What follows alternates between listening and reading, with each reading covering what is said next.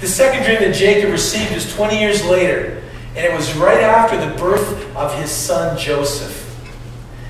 When people receive dreams from God, the time of their life and the circumstances of their life are so very important. And dreams may take years to come to fulfillment. To push forward and try to get a hold and make our dream happen before the time it's supposed to happen can actually bring just terrible consequences. Timing is such a huge issue. Well, the dream that Jacob had at 20 and the dream he had at 40 were two very different dreams, and yet the dream he had at 40 was the fulfillment of his first one. We can't ignore the circumstances that come into our life, whether we welcome them or not. They're significant as to how the dream will be played out. Sometimes we have to wait for the fulfillment because there are elements and players that have to come into play before our dream can find its fulfillment. If ever there was a dysfunctional family, Jacob had it. He went to marry the love of his life. His conniving, self-serving, manipulative father-in-law, Laban, switched the brides. There were no lights in those days, and he was probably drunk. What a rude awakening in the morning, and he finds he's got the wrong wife. So you guys are smiling.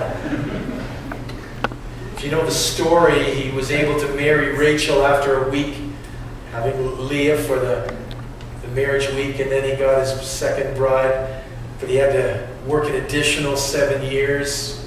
Now that's not bad. Like, I had to work 7 years for my wife, so there's nothing wrong with that. Like, there's nothing wrong with that. That was a joke. If you know the story,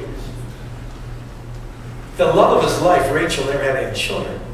And her sister, Leah, the older one of the family, who he was forced to marry, surreptitiously and by accident as far as he was concerned, she started to bear children. And then, in those days, they had concubines. And so Rachel's way of trying to get a child was to take her concubine and give it as a wife, take her handmaid and give it as a concubine to her husband. And so her concubine had a child, and Rachel was a surrogate mother, therefore, and could name the child, and on it went. And so then Leah gave her handmaiden as a concubine. So we've got two wives, 2 concubines, 11 children. This is a recipe for dysfunction.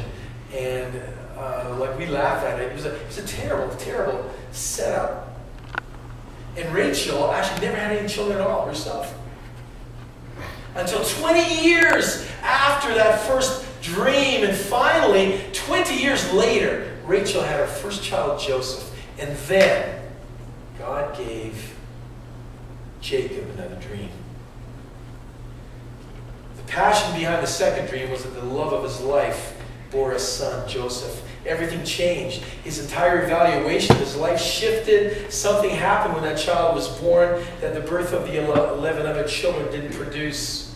He would do anything to protect that child from what he himself had endured at the hands of Laban. And all of that trouble, all of those circumstances, all of that pain, all of that turmoil became the fertile ground for the next dream. What was the purpose of the dream? The purpose of the dream was to show him how to come into his destiny. The purpose of that second dream was to show him how he would get the first dream fulfilled. The second dream was actually a special dream. It was a plan.